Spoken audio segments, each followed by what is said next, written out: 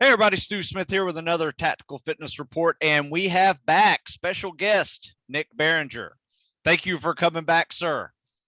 Hey, no, Stu, it's my pleasure. Always happy to talk with one of the greats in the tactical fitness space. Well, you are being too kind once again. Our last show that we had on, and by the way, if you don't remember Nick Barringer is Lieutenant Colonel in the Army. He is a performance nutritionist, PhD in nutrition, registered dietitian, CSCS. So, I mean, there's a few more initials after your name that I may have forgotten, but you're just the man when it comes to, the amount of knowledge that you have. In fact, people have been texting me since our last show, and they've just said they've watched it 2 or 3 times just to get all of that valuable information. And we went off on some longevity tips there. I think they were pretty handy. No, yeah, it was great actually. I get a couple messages as well from a guy, Josh. He builds boats up in, I think, Canada by wood, and he was asking some questions, and so it was kind of cool to see that impact, and so it's always nice to get that feedback. So thank you for that. Oh yeah. Well, one more thing before we go on to the actual question of the show. And today, if you're listening, we're going to get specific. I'm going to ask him a question of like, what do you do before a fitness test, right? But before we do that, I want to say this is a little commercial I want to do for you. PureGreen Tumeric Tonic. So you mentioned this in the longevity podcast, and these little things, it's an acquired taste. I will say that. At first, I was like, "Woo, that's a little too peppery, a little bit of an aftertaste," but now I'm digging it. It's like, oh, here, I'll do a shot with you. It's funny. I like it. Yeah. So these little things here, you shake them up, and it's got everything in it: turmeric, carrot, pineapple, lemon, ginger, black pepper. You definitely taste the black pepper. It's got but you need that for absorption. That's what does the absorption. That's the little things I don't know, Doc. That's why I'm asking you on here. All right, now we're ready. Oh yeah, we're ready to go.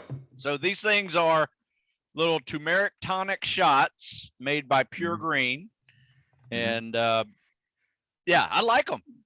Thank you for that. That's a nice gift. No, I like him too. I got to advise a little bit with these folks, and I'm a food first individual. We talked a little bit about dietary supplements, but that's what I kind of like. Is this is a food. This is not a supplement. Yeah. This is plants in a bottle, and it has around the 1,500 milligram effective dose of curcumin in it. A lot of NFL teams use it. Major League Baseball uses it. Collegiate sports use them. So I like him as well. Again, because I'm a kind of a food first individual. I didn't want to do like a powder or a pill, so this is what I use. No, I love it. I am too. People always ask me about supplements, and I really don't have enough knowledge on them to say, yeah, do this. When I buy something and it's in that supplement region, I always look on the back, and you tell me if I'm right or wrong here. One will say supplement facts, and then there's some that say nutrition facts. Right. You're exactly right. You nailed it. And so if you look on the back of here, it's nutrition facts. So that's a good way to tell right away. So so nutrition facts, it has to be a food. It has to be a food. Right. That's cool. Okay, so let's do this. Nick, let's talk about the day of, and maybe even the day before and the day of a fitness test. And we're just going to make this kind of generic. We can make it kind of geared towards something a little more hardcore, like the new ACFT, which is very popular because you have a lift, you have a run, you have, all these power movements that you're doing. You have some anaerobic things that are challenging. And we could probably even use the same foods or ideas for foods for the PST, which is a swim and a pull-up, push-up, pull-ups to max reps, and a 1.5 mile run that you have to crush at the end. And I saw a presentation probably about 10 years ago, and I'm I'm skipping the name of where I heard this from, but I will reference him in the description below because it's not my idea. And it is the ABDs of Nutrition before fitness test. So the ABDs stand for after, before, during, after, however you want to, arrange that. But I think that, understanding that there is a timing place, for what's going to be helpful for you when it's game time. So if we can start there, hope that's not too broad, but if we can start there and kind of narrow some things down, it might clear up some things for people. Okay, so let's start with before. You've got this test going on. Now, just as a general, baseline diet, we want to be consuming, protein, carbohydrates, fats in kind of the adequate fashion. But I'm going to focus on carbohydrates a little bit because that's our high octane fuel. You get more energy per liter of oxygen from carbohydrates. That's why, you can use them anaerobically. So you want about 8 to 12 grams of carbohydrates per kilogram of body weight, right? Throughout throughout your feedings. And most of that's going to be complex. So think, rice, pasta, whole grains. So you want those mixed in there. And then we're looking at, our basic diet. Again, if you're training, you're going hard, we're looking at 1.2 to 1.7 grams per kilogram of body weight protein, or about 0.8 grams per pound, if that makes it easier for sure. Some folks. You want that. And then the rest, you're going to get some probably fats in there if you're eating red meat or salmon or those other items. But then the rest you can kind of mix in with some fats, whether that be, we want to focus mostly on the monounsaturated, the olive oil, canola oil. You can put some, butter in there. We just don't want it all to be coming from butter as well. Nuts are also a great option. So, almonds, cashews, Brazil nuts, mixing those in there. So calorie dense foods on that section. Yeah, calorie dense foods on this section. And then, color. You want a lot of color in your plate. You want the, as we had like the oranges, you want the greens, you want the reds. I'm not counting Fruit Loops. But you want to get all that color in because, carrots, because that's what's going to keep you healthy. That's going to keep you from getting sick, because the best, ability for a fitness test is availability. If you're sick and you can't show up at the fitness test, it's problematic, right? That's a good point. So that's our baseline. Now, before that fitness test, again, I'm kind of coming back to carbohydrates because it is the high octane fuel and it's going to be the primary fuel source for a lot of the events on those fitness tests. So you can digest about, 1 gram per kilogram of body weight per hour out. So if you think of like, I'm about an 80 kilogram athlete, I'm an hour out, I can take in 80 grams of carbohydrates and I'm probably going to be fine, with my stomach. Okay. 2 hours out, 160, so kind of see how that math works. Now it's going to vary. So practice that in training, because some people have a very sensitive stomach. So it might be a little less, but we know for that rule. So then what does that actually mean for me is, okay, I might have 2 slices of, bread, toasted, drizzle a little honey, light coat of, peanut butter, very light, because peanut butter is high in fat, also some protein in there. It's going to slow gastric emptying. That's not what I want right before I'm about to do an event.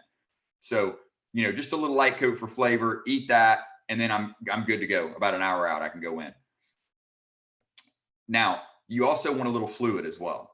So we're looking anywhere from like 13 to 20 ounces before the event to top off to know we're hydrated.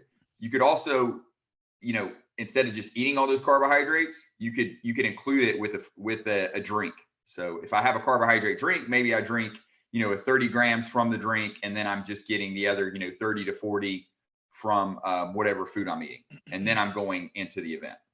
How does that sound? Oh, I love that. I think that's great. And you made a really good point there too, because you made a nice little section. I'm not sure if everybody caught it in your training, right? That is the key to this, is that you want to practice some of these nutrition strategies every day during your training. So when you're going to do a normal workout and you should be doing some of the actual events that are on the test as part of your workout, whether you're going for a run or you're going to throw a medicine ball or you're going to do a deadlift or going to go swim if it's a PST.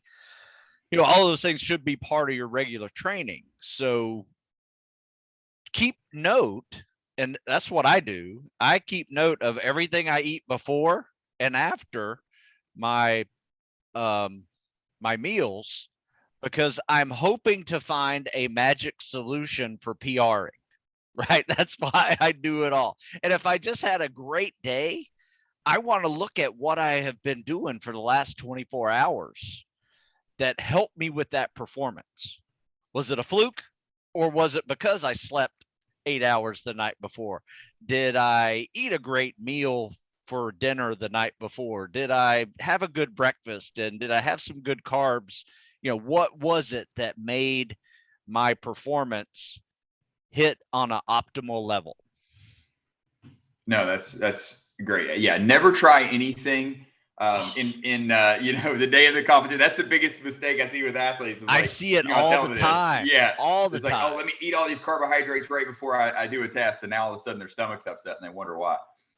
So again, yeah, try this out in training, and then what works for you. And there's actually been some studies where people have went higher carbohydrate, particularly like high endurance athletes, but they actually kind of trained their gut and then worked at it to get. But that's why I give kind of general rules. You might find you can go higher. You might have to go lower, depending on how nervous you get, before you compete. Well, another thing too is you can alleviate some of those nerves by actually practicing the test exactly. Yeah. more. And when you practice that test more, you can try some of these nutrition habits and strategies that can actually either boost or make you ill, and you'll know whether or not to do them. And it doesn't matter because it's just a workout. So you've gotten smarter. You know what to apply. So there you go. So now we're in the event, right? So we're going to the event. If the event's less than, say 45 minutes, hey, drink a little water. Yeah. You'll be fine. Now if we're going multiple hours, if it's some sort of, maybe it's a ruck for some sort of selection, what's going to happen is that those carbohydrates are a finite resource. You only got so much in your muscles. It's going to run out. Typical time on that, Doc? Is there a ballpark figure? Depending on how topped off you are, once you get closer to 2 hours, you're definitely going to be pretty much depleted. Now for some, it might be glycogen. That's glycogen and blood sugar, right? Yeah. And that's a bad feeling when you do that. Yeah, the bonking or the hitting the wall, that means you went low. And what's going to happen is you naturally get to slow down because you just you're going to have to start oxidizing fat that takes more oxygen. So you're going to slow down. Now what you can do is you can consume carbohydrates during the event to try to stay topped off, and that's about 30 to 60 grams per hour. And again, you're also going to want fluids, maybe like 5 to 10 ounces every 15 to 20 minutes. And if you're doing a long ruck, I recommend set your watch, because research has shown thirst is a poor indicator. It's a lagging indicator. So by the time your mouth is parched, you're already dehydrated. So you can use that with some gel, some shots, because we're looking at simple carbohydrates during the event. That's when I'm telling that athlete it's okay to eat candy. If you have sugar is fine. Gummy bears are fine. And going during that event, and you can do it with a mixture of again, carbohydrate beverage and some sort of simple carbohydrate to eat. There has been studies that have went higher than that. I think Asker Ukendrup, they've went up to 80 grams in runners. And then there was a study with mountain bikers. I think they went up to 120 grams per hour. But again, you're going to have to see and play with that. That's a lot. Start off with 30 to 60 and see how that, impacts you. What I will say with hydration is if you're doing a longer event, the best indicator, and I don't know if I talked about this last time a little bit, was use a scale and weigh yourself before and after your events or your training exercises. If you lose less than 2% of your body weight, you're fine. You're good. But if you're losing above that, 3%, we're definitely going to see decrements in performance. 4, 5, you're starting to, you could be a heat injury. So if you're greater than that, your hydration plan is not adequate. So now we need to go back and look at that event and then plan higher levels of hydration, knowing that we want to consume about 16 to 20 ounces for every pound lost. So one, it allows you to rehydrate. If you say it's multiple events that day, you're doing a ruck and now you got to do some, sort of other thing. Well, yeah, you definitely want to rehydrate. But then if you're doing this training regularly, you can kind of develop a hydration plan knowing in this environment with this kid on, this is how much I'm sweating. So I know I need to consume this amount of fluids. So I'm not, overly dehydrated at the end. Yeah. And obviously humidity, temperature, arid environments, all of those will wreak havoc on your hydration levels. And the unfortunate thing is a lot of people, you don't even realize it when it's arid because you sweat, but it immediately evaporates. Yeah. And so you're dry, but then you see all these salt stains. And when you see all these salt stains, not only do you need to replace the water, now you need to replace the electrolytes that you also lost in there. Any electrolyte options or tips that you have for, things that you recommend in a crunch like that? Well, yeah, for one, that's a great point about the electrolytes. If you're going to an environment where you're not acclimated, so the example I'd always give was when I worked at Regiment, 2nd Ranger Battalion up at Joint Base Lewis McChord, coming down to Fort Benning for training. They're going to lose more sodium in their sweat, right? They're not acclimated to that. So I would always tell those folks, hey, when you're at the DFAC, salt your food liberally. We're not worried about high blood pressure here. Right. We want to get your sodium in. So that would be one. The other is, some sort of oral rehydration beverages. There's a lot of different companies out there now with some sort of sodium. I just got asked this question. I did a class like on Wednesday. They're like, oh, what's the best? And I'm like, whatever the athlete likes to drink, because you can come up with some special formula, but if you don't like drinking it, you're not going to consume it and you're not going to get the maximum benefit. So I would once again tell folks, experiment, try it out. If you love Gatorade, you love Gatorade. If you love, I'm trying to think of another one, like liquid IV. Yeah. Liquid IV. Yeah. If liquid IV, drop. Hoist is another one, if you love, those, if that's really, there's a particular flavor you like, drink that, so that I'm all would for be that. a great option. Yeah. In the humid summers.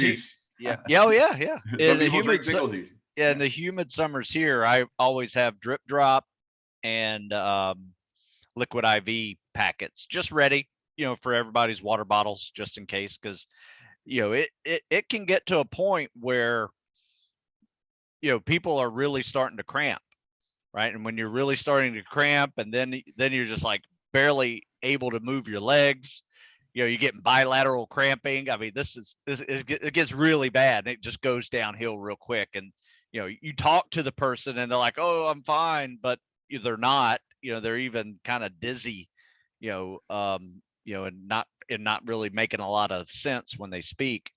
One of those emergencies I had recently, here's something I do, Doc. And this is just something I created a while back ago. Is I have a can of chicken noodle soup in my car, right? An emergency can of chicken noodle soup, right? And when this moment happens, I say, here, this is my secret to you feeling better in about 5 minutes. And it's, drink of water, drink this chicken noodle soup, water, chicken noodle soup, water, chicken noodle soup. And next thing you know, whether it's blood sugar that was low or it's hydration and electrolytes that were low, everything starts coming back up because there's a little bit of carbs in there. There's a ton of sodium in a can of chicken noodle soup. I mean, more than you really need in most situations. But in that situation, it's just kind of my emergency go-to when I see a guy like really drenching in sweat. And anyway, just that's brilliant, Stu, and I love it because the challenge that if somebody asked me that question off the top of my head, it was like, hey, what can I keep in a truck that won't go bad and make them sick, and all these different variables that you're dealing with. That chicken noodle soup. I mean, think about it. Think about it, Doc. Yeah. I mean, what when you have the flu, why is it that you feel horrible? Because you have been throwing up and coming out the other end all of your electrolytes, right? And Oh yeah. you're pretty much, and everything else. And you're just low on electrolytes. And then you take this chicken noodle soup your mom brings to you, and you're like, oh, I feel better. Thanks. So I treat dehydration like I do the flu. And I'm gonna give them a can of chicken noodle soup. It's a smart technique. I might have to use that. And No, you that's throw it in a good. backpack, and it's just sits there for emergencies. It's ready to go. Yeah, yeah, yeah. It's not going to go bad. No, that's great. All right. So that's where were we? We were during. So now we're going to go post. Yeah. Okay. Yeah. So now we're done with training. So now we want to optimally recover from that. So you want some high quality protein, right? We'll start with that. 20 to 40 grams we want of protein in there. When I say high quality, what I use to look at protein is the digestible indispensable amino acid score, DIAAS. And that's going to kind of rank. You can use that to rank your proteins. There is a protein digestibility corrected amino acid score, so PDCAASS. It's a little older version, and why I don't use that is it tops off at 1. So if you have a whey protein and then you have a say like a soy, there's only like a 0.1 difference because it weighs topped off. Whereas with the other one, the DIASS, it can go above that. So whey is actually like 1.1. So it's a higher quality. Again, now if we got vegans on here, you can still do it. You probably just need to make sure you're consuming at the upper end of that 40 grams because you're not getting as high quality protein. So 20 to 40 grams of that. And then we want a ratio of about 3 to 1 or 4 to 1 carbs to protein. So if I'm taking in 20 grams, I'm taking in 60 grams of carbs to 80 grams of carbs. You can do that with chocolate milk. It's got a great natural ratio. I can chug that down. I can also have a turkey sandwich. So it's just about getting some good carbs, some good protein in as soon as possible after you get done with that. One of the questions I do get asked about, it seems, is like branched chain amino acids because they're marketed, kind of as a supplement. I will say the research doesn't hold up on those. You're just going to have some more expensive urine. There's some funny memes out there, from nutritionists like yourself. Oh yeah, with the water and So you need, so branched chain amino acids, valine, leucine, isoleucine, you have a leucine trigger to up muscle protein synthesis, but it's going to be limited by those other missing ones. So the essential amino acids is what's going to actually kick it up. And that's why a whole protein source is going to have all of those essential amino acids. Now, right. So you're basically, you're getting all your essential amino acids from those proteins. You don't need to take more of them. No, is what you're saying. No. Yeah. And you don't need to supplement. There is, I'll touch on, there is some research out there the military is doing currently with essential amino acids where, if you're in a situation where every ounce counts of what you carry, you might be able to achieve the same level of muscle protein synthesis with, say, 10 grams of essential amino acids as an MRE. And that would be beneficial for very elite folks who, okay, now I can carry more ammo, right? Yeah. But that's not the most, maybe some people at Virginia Beach or Bragg, that's of interest. But for like the average individual, or maybe a weight class individual where, less calories, but still the same amount of muscle protein synthesis. So a fighter, a wrestler, those scenarios might play out. But for the average individual just training kind of for an event, just eat some protein. And the protein, and what that is going to do for you, correct, is that all the amino acids and the protein amino acids in the proteins going to help you to recover from yesterday's or today's rigorous activity. Yes. Yeah.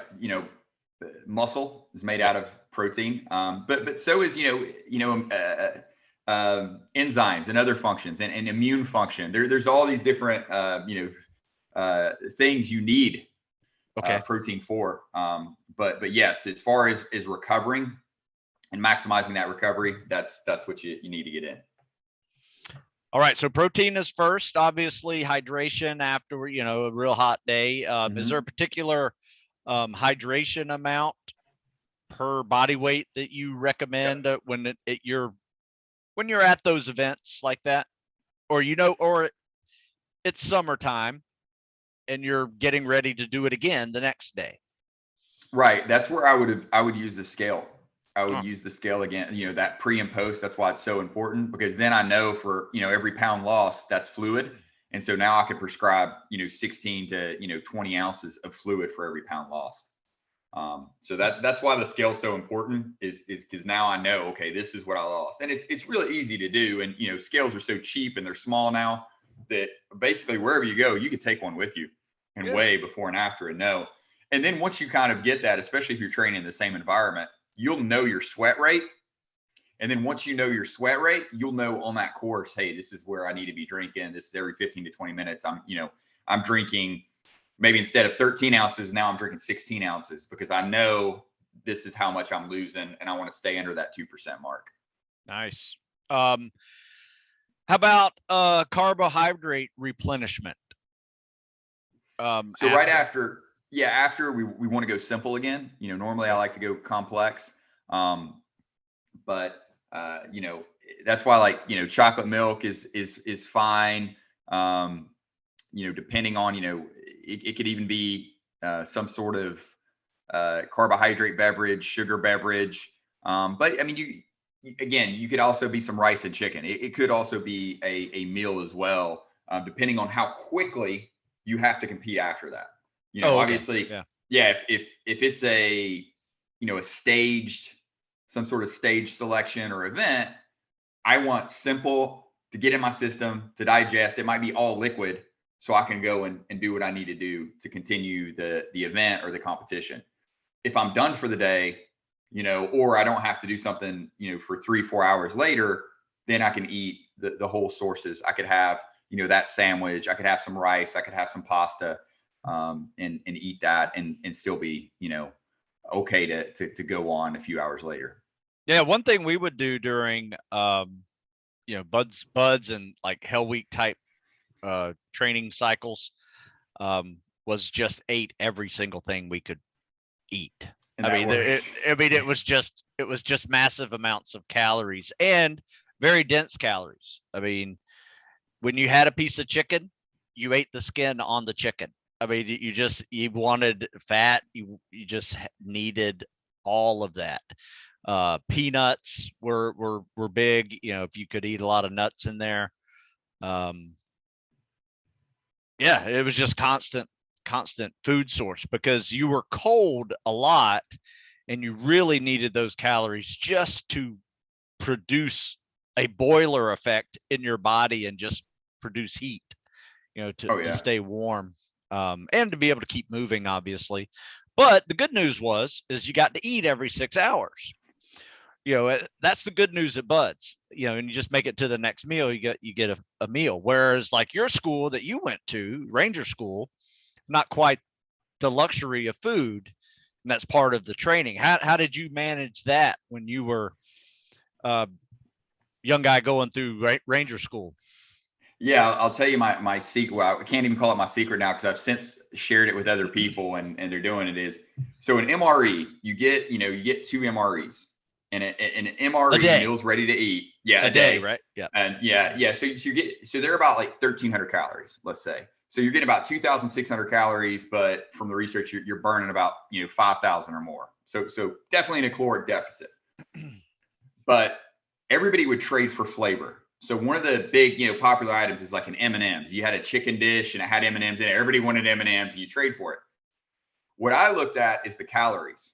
So I didn't trade for flavor. I'd always trade for calories. Smart. And so I would readily give up my M&Ms that were 230 calories for a 400 calorie dairy shake to close that gap. And so that was kind of the game I played during school. I've since like told some people who are going to school to do it, and they're like, oh yeah, but so if flavor is not an issue now, for some, maybe the M&Ms are just that morale win that they need. They don't care.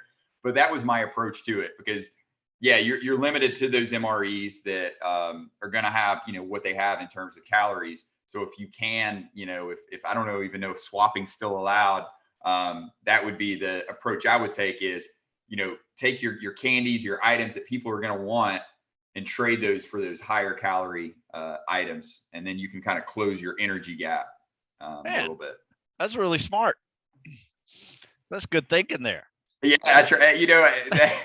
that was about the only skill set as being a dietitian set me up for success at Ranger School. Everything else, you know, I had to learn on the fly, infantry tactics and all like that. You know, was a challenge, but the nutrition piece of it, I was like, okay, this should be the area that I know. Now, what kind of weight it. loss did you have at the end of Ranger School? It's a great question. I don't know, because here's the thing that, you know, for those who go through it is they let you have I think it's like an 8-hour pass at Benning, and then at the end of Florida phase, I remember as we were coming out of the swamps, the what's it called, the FRG, yeah, the family readiness group had a bake sale for all the Rangers. So as we're going out, so I ate so much food in Florida. And then on that 8-hour pass, by the time I graduated, standing there at graduation day, I was back up to my normal weight. Oh, but I was like retaining so much fluid, and you know, I was puffy. Like that was it. I think a lot of it was like the sodium and the, you know, just the carrying a lot of fluid with all that. But yeah, my body comp definitely wasn't. My body comp was off. I had a chance to do like a DEXA, and I tracked my body comp post Ranger School, and yeah, it was not what. So you burned some muscle. And yeah, and then put on some fat really quickly, and then it was kind of, you know, trying to get back to normal. Well, it's one of those unique gut checks of the military that you know, different branches have, you know, to test your will. So good job with that. That's a tough accomplishment for sure. No, it was good. Yeah, in terms of nutrition too. I never knew you know, what binge eating was until I like felt that post school, where I was just like, why am I still eating this? I'm not even hungry, you know? So yeah, it's I think the psychology of having somebody control your food intake, it kind of it messes with you. So yeah. Oh, that's really interesting. Well, how do we want to finish this one, Nick? We have talking about the PST. How about this? Whenever there's more cardio events than there are strength events in a fitness test, because you have two different tests. You know, the most popular one right now is everybody talks about the ACFT with the power moves and the deadlifts, and you know, it's still got a 2-mile run at the end. One of the big tests to get into SEAL training is a 500-yard swim and a 1.5 mile run at the end. So there's roughly, if you do the math, you're probably looking at like 18 minutes of cardio on the PST side, but then you have quite a long CFT time to, you know, to do all those events. And and that's probably where I've seen you do this the most, was you were putting on ACFTs at West Point when you were stationed over there. And, you know, how long did those events take? And did you see optimal performance being done with some unique nutrition strategies? Yeah. So, you know, you can get through it in an hour or some, you know, as far as probably the individual going through it with, you know, if you're going through the thing, you know, as far as running it, there's always a little backlog, et cetera. Now, what I saw and what I've kind of seen is the 2-mile run at the end is the same 2-mile run we had at the APFT with the push-ups and sit-ups. It takes what I was seeing at least a minute to some folks, like 2 minutes off their 2-mile run time at the end. That was the effect I've seen, and if anybody wants to put any comments of what they've experienced, that makes sense. It seems like your legs are going to be a little more tired.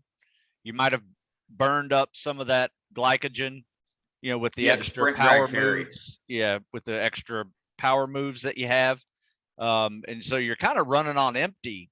Did you ever see somebody that was able to optimize their 2-mile time by just, you know, making sure they had their carbs like before the run? Would that make sense? Yeah, they would have their hoist and their carbohydrate beverage in there. And I mean, you know, some of those young kids, they still ran fast times. You know, they could still run a, you know, 13-minute, 12-minute 2-mile. That's fast for me, you know, at the end after doing all that. Whereas others, it really, you know, it took a big hit, and it's proportionate to your overall conditioning True. So say a power athlete who never really does aerobic conditioning, it's really going to hurt them on the back end. They'll be good for those, the med ball throw, they're going to do great at, they're going to deadlift. But when they get to that 2-mile run after doing those events, it's really going to hit them hard. Whereas it seemed, with kind of the mid endurance athlete, the wrestlers do very well on the test. They seem to, because they have that balance. Yeah. Whereas, endurance athletes, yeah, the 2-mile run's not hard for them.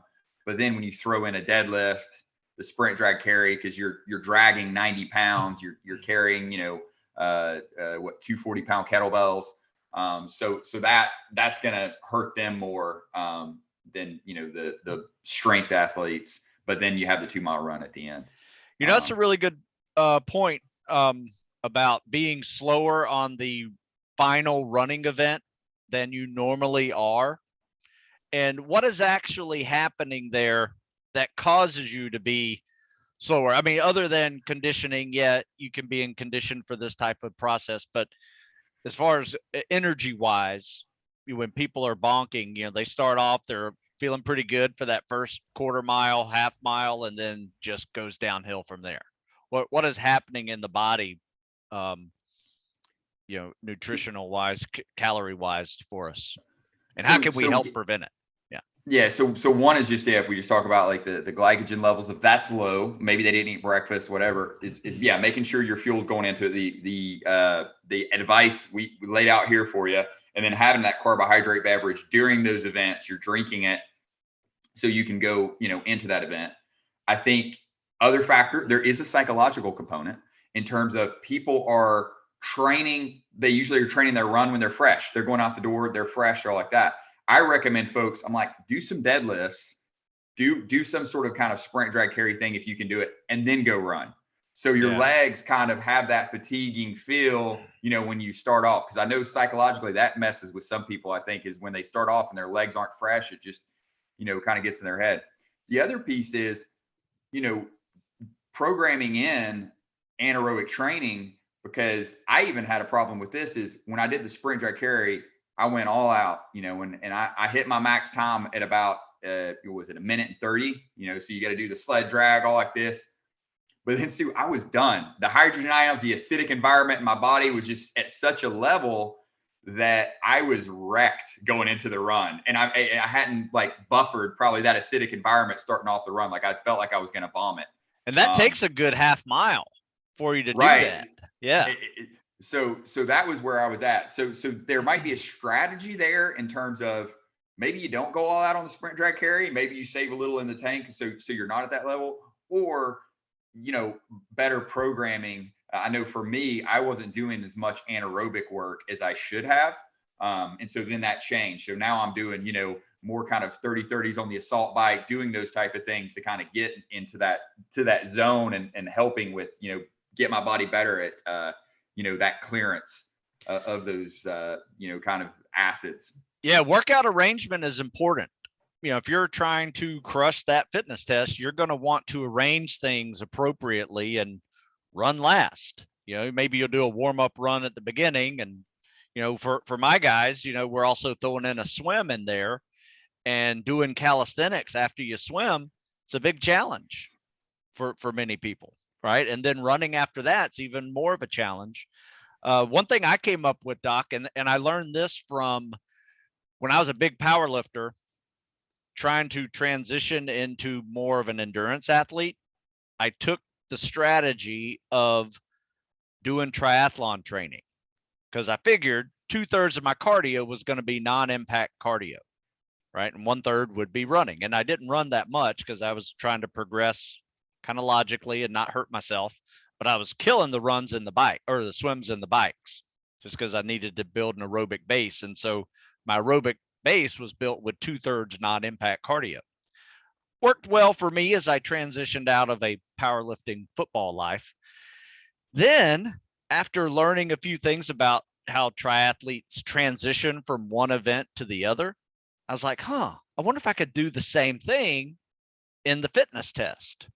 So, and utilize those little 10-minute transition periods you have from like your last calisthenic exercise or your last exercise, and then you go do the run, And like for the Navy, you got this 10-minute break before you go do the run. So I started jogging, shaking out my arms, just loosening out, because I had this huge pump from pull-ups and push-ups, maxing out, just shaking out my arms, trying to get the blood back down to my legs, get my lungs moving a little bit, but not crazy. I wasn't trying to burn a whole lot, just shaking it out. Ran for 5 minutes, and then I would stretch for 5 minutes. And that was nearly running fresh for me. Like I didn't have that. I know you've done this. If you've done a PFT, you've done this before. Everybody has. Like they've always said, man, I felt like crap the first 2 laps. And then all of a sudden I kind of kicked in, right? You kind of clear all of the PT, gunk that you've just created in that first half mile. But if you can do that in the 5-minute transition time before that, you can go right into that 1.5 or 2 mile run, just a little looser, and you don't feel like you're running like this. There's so many different advantages to it that I call it the PFT transition. So no, that's brilliant. And that's how you should approach it. But I will say that, one of the things that the factors is you got to be conditioned to be able to do that. Oh, it hurts. In terms of, that's what, yeah. And so that's where, folks who have to really take a hard look at their conditioning in that, because a lot of people, they do these events and you look at them, they just want to lay there until the next event.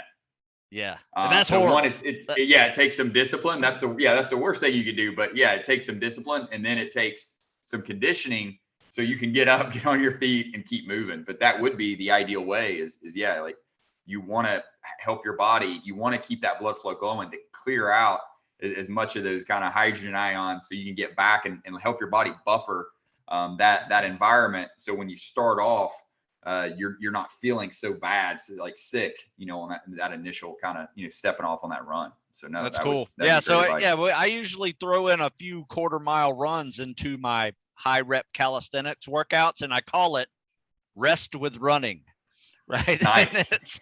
And it's just, since you call it rest psychologically, it's like, this is like resting. You're training yourself to be able to buffer that lactate a little bit and to, just be a little more ready for the cardio events that are to come. So that's about all I have there on that one. That's, after that, it's all conditioning, train for the test. Obviously you don't want to train just for the test, but if that test is really important, like you're going to be selected to go to a school, or you're going to make the next rank because you pass your test. I mean, there are moments when you need to train specifically for the test.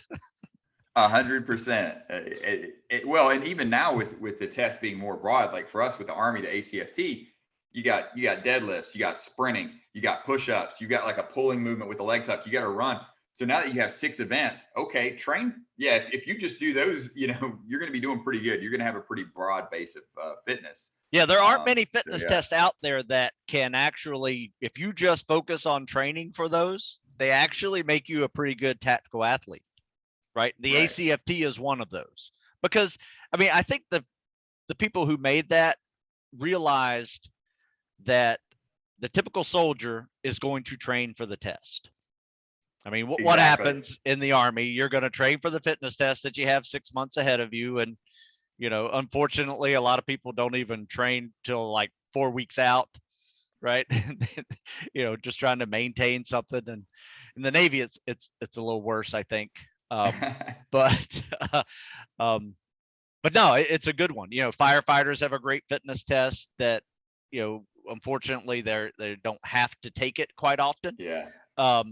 Just due to the way there's, I guess, legal structure is. But, so far, I think the military definitely has it figured out. And a lot of the groups in SOCOM have definitely figured out their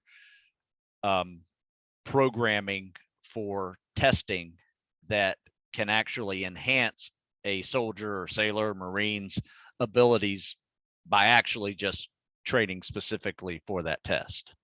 Yeah, and that was our thought when I was at regiment and we came up with the Ranger Athlete Warrior assessments. That was the exact thought, because we had programmed in previously agility, all these other things, but people weren't really training it. So then we came up with an assessment that had the Illinois agility test, that had all these, different things in it. Then all of a sudden, well, yeah, people are going to train for the test. So you just make the test broad enough that if they do, they're still getting everything you want them to get. So yeah.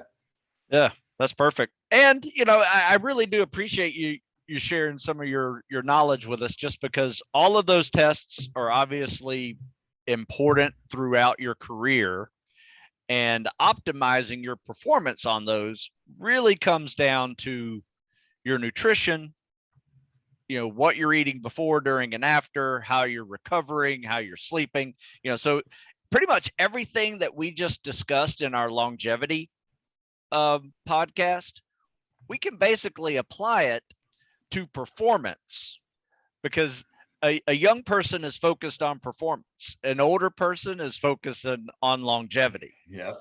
Right. But it's the same thing. Same thing. Yep. Yeah. What's going to keep you, healthy in your 40s and 50s is going to keep you from getting sick when you're in your 20s, So, yeah. That's really cool. So, so one more time, I really do appreciate the Tumeric Tonic from PureGreen that you sent me. Nice gift. If folks want to order it, I can give a code. If you use NICK20, they'll give you 20% off. NICK20. Yeah. At PureGreen. I will put that in the description as well. Okay.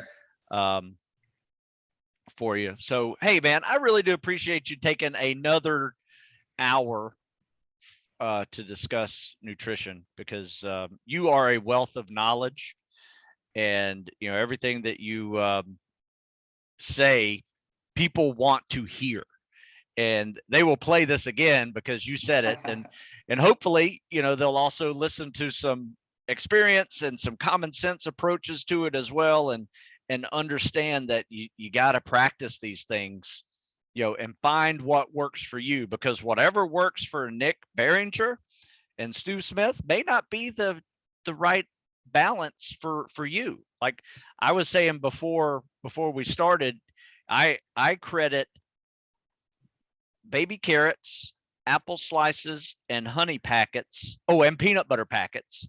Oh, nice. In a Ziploc bag in my cargo pocket at Bud's. And whenever I had a minute, I was eating something, just because I knew I had the next event coming up. And that was just enough to kind of pick me up every, 2 or 3 hours, when I needed it, but it might not be, right for the others. So, yeah. And your idea for Ranger School was genius as well. So yeah. Feel free to use that. Anybody who's going, and let me know how it works for you. Yeah. All right, man. Well, any final words? No. Last comments? Stu, hey, thanks for having me. It's always a pleasure. I never get tired of talking about nutrition, so I'm glad people are listening. So if there's any other questions any of the listeners have, feel free to, I guess send them to you, or you, if you message me, that's fine. We can have another conversation. Any topics, if you want to talk about a specific topic, let me know, because I got into nutrition because I love to do it. Oh, cool. My wife gets sick of me rambling about nutrition in the house all the time. So this is a good way to do it. Way to get it out of get it out of my system, and then go play with the kids at the playground. Hey, well, I do appreciate it, because it is a wealth of knowledge, and you're very generous with your time and your knowledge. So thank you so much. I will also put in your Instagram, where people can find you, in the description of these of the podcast, as well as the link to PureGreen with that code in there. So once again, Nick, thank you very much for your time, and we'll do it again. Yeah, for sure. Thanks, Stu. Thank you.